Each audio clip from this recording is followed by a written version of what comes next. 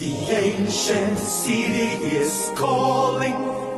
Oh, arise, sons and daughters of the land. The king of the city is marching.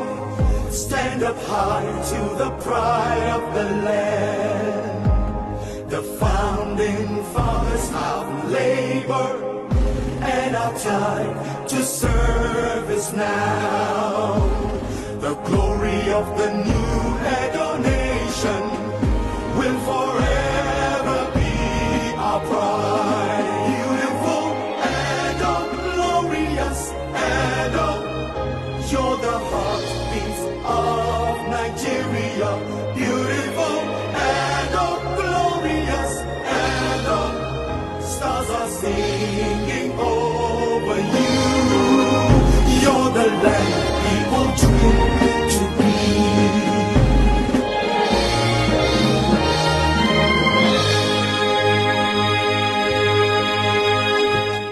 My dear good people of Edo State, as the curtain draws to a close on my 2 terms as governor of Edo State, I'm extremely grateful to God Almighty and the good people of Edo State for this divine opportunity to serve. Even though the task of governing Edo State has been a daunting one, I cannot thank God enough for giving me the vision, health, and courage to achieve the monumental transformation of our dear state. When I assumed office as governor of Edo State in 2016, we were confronted with the choice of either to continue with the old order of administering the state or to undertake a new trajectory to grow and develop our state. We chose the latter pathway, even though we were aware of the dangers associated with such a choice. Today, the extent and range of reforms in infrastructure, the economy, building the institutions of state, and service improvement to citizens are proof of the fact that though we took a road less traveled, we have indeed made Edo a leading state in Nigeria.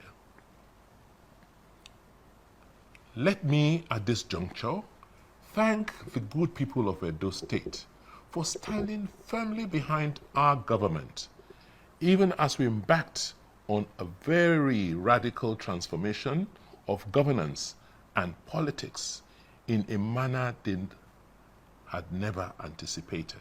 When we came into office in 2016, it was clear that the social, economic, and political structures of Edo State were weak and needed to be fixed. However, it was not until we commenced the process of reform that it became clear that what was required was an entire systems reset.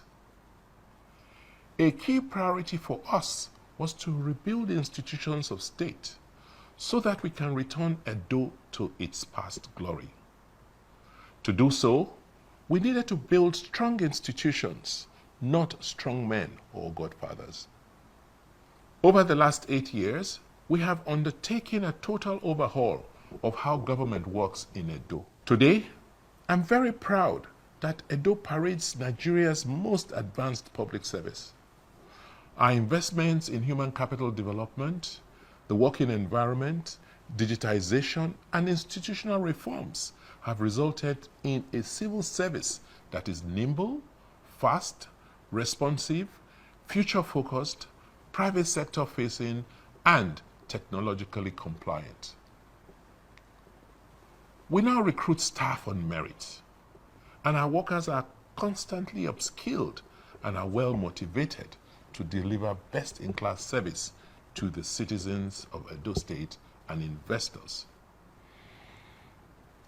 We invested in building a state-of-the-art secretariat complex and other hubs. We built the John Odighionyegu Public Service Academy and other such institutions that will ensure that the gains made are sustained and our workers are motivated to perform optimally. We ensured that they receive the highest minimum wage in Nigeria. That is before the recent increase across some states. And we provide all other incentives to boost performance. One of our greatest legacies is reclaiming governance and land administration from non-state actors who had in the past undermined the progress and development of our dear state. We dislodged them from land administration and also from revenue collection by deploying technology, and we cut red tape and other corrupt practices. With these steps, law and order was reinstated in Edo, thereby creating the enabling conditions to attract investments and engender growth. In the last 8 years, we have significantly improved infrastructure across the length and breadth of Edo State. We built over 850 kilometers of state roads across all local governments in the state. We now generate almost 1,000 megawatts of electricity daily in the state. And with our new electricity law, we now have an electricity market which will attract more investors. In the area of digital infrastructure, Edo State clearly leads in Nigeria with a network of almost 2,500 kilometers of fiber optic cables across the state. In education, Edo State is now recognized as a pace setter in Africa and ranks with a few other countries in Africa. Over 15,000 teachers have been trained to use technology to teach almost 400,000 children in our public basic school system. Our children in Edo are now able to compete with their peers in Europe and Asia in basic literacy and numeracy, thus positioning them to be globally competitive. This, in my view, is my greatest legacy. These reforms in education are being replicated across other spheres of our educational system, thereby ensuring that we sustain the gains which we have made. We have prioritized technical and vocational education and training, TVET, and have rebuilt our technical schools to train the human capacity in vocational disciplines for the industrialization of Edo. My dear citizens of Edo, I am leaving office fulfilled that we have removed the shame and stigma of human trafficking and irregular migration from our land. And I pray that with the massive improvements which we have made in education and vocational training, our young ones will never again be trolleyed overseas for menial jobs and treated like slaves again. We're very proud of our achievements in healthcare, where we have rebuilt our primary healthcare network using technology, and we have improved the supervision and monitoring of health facilities in our state. We rebuilt the State School of Nursing Sciences and the School for Health Technology to provide the skilled manpower which we require to ensure quality care in our state. The Edo Health Insurance Scheme has the second largest coverage in Nigeria, with over 300,000 subscribers only after 3 years in operation. This has improved access to healthcare. The rebuilt 270-bed Stella Obasanjo Specialist Hospital will be a referral health center for the South-South region of Nigeria. The progress which we have made during my tenure in office was hinged on security and our ability as a government to ensure the safety of lives and property. We evolved a community-led security network that worked closely with federal government agencies to ensure that we have a safe and conducive environment for businesses to thrive. This system is supported by a state-of-the-art command and control center, which receives intelligence and incidences from communities and feeds relevant response teams for quick action. The system has been responsible for the relative peace in our state, thus making Edo one of the most peaceful states in South Nigeria. We started a revolution in agriculture in Edo State, where under the Edo State Oil Palm Program, we have allocated over 120,000 hectares of land for oil palm estate development. About 40,000 hectares of this land have been cultivated. With this and the strides which we have made in the cultivation of cassava as a feedstock for the 2 ethanol plants in Edo State, we have an assured future as Nigeria's preeminent palm oil and cassava producing state. We have also utilized our endowments as an oil and gas producing state to become a leader in the petrochemical sector. We have attracted 2 modular refineries, including the Edo Refinery and Petrochemical Company, which operates the 6,000 barrels per day refinery, and the DuPont Energy Park, which operates an integrated energy facility, including a 5,000 barrels per day modular refinery.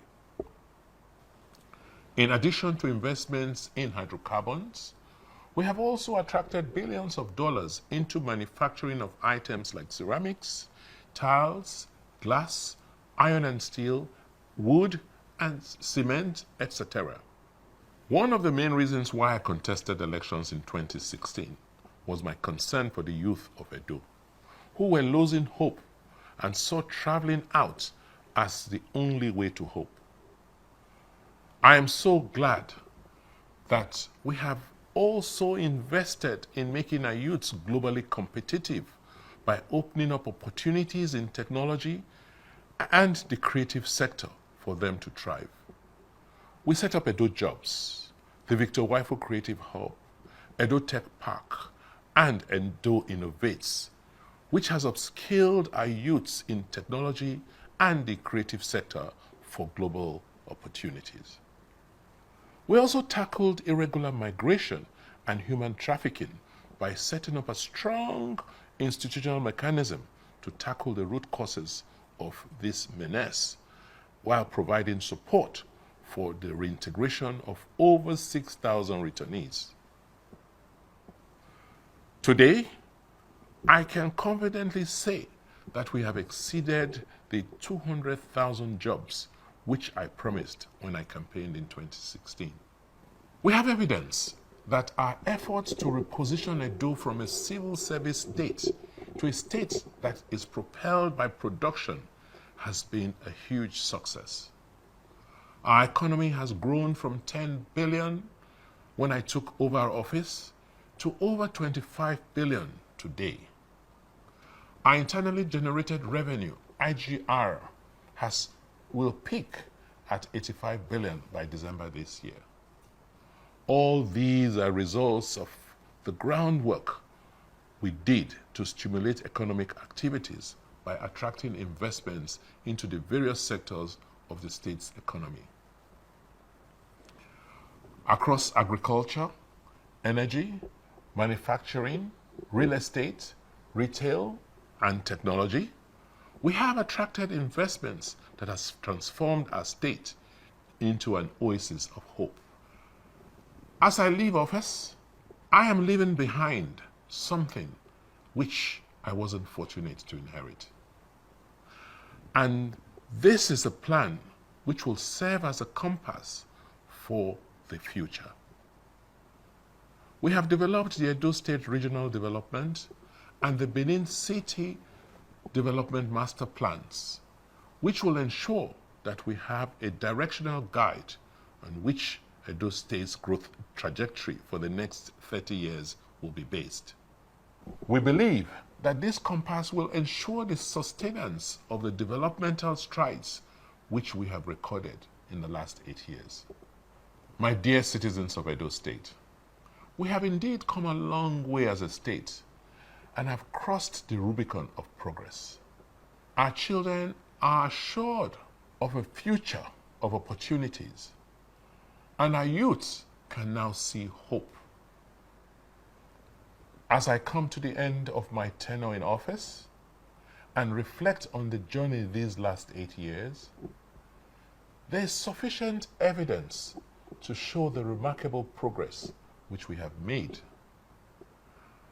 By working together with all those who mean well for our state and country, we have demonstrated that it is possible to change the circumstances of our state. Unfortunately, recent events and the conduct of certain elements in our democratic space have shown us that the light which democracy and good governance beams can be dimmed. However, it can only be for a while. I fervently believe that any attempt to foist illegality and injustice on a democratic system cannot endure, because the wish of majority will always prevail. So, my dear people of Edo State, let us be hopeful and stay strong.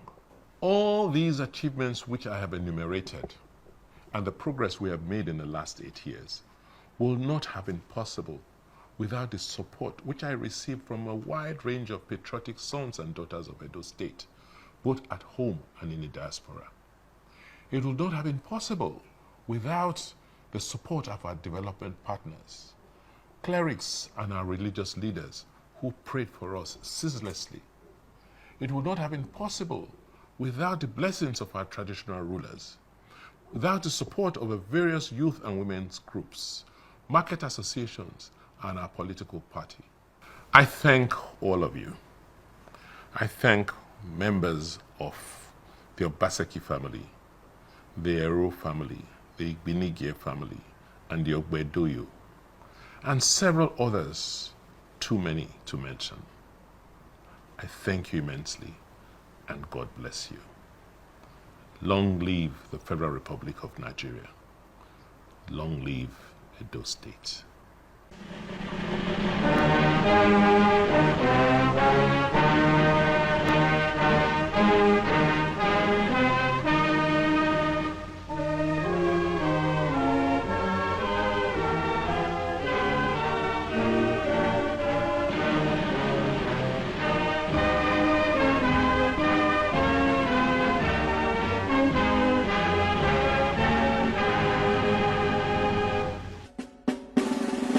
Ancient city is calling.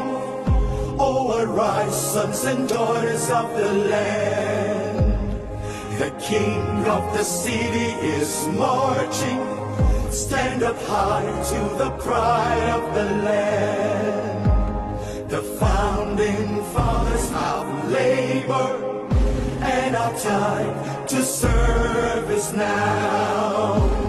The glory of the new Edo nation will forever be our pride. Beautiful Edo, glorious Edo, you're the heartbeat of Nigeria.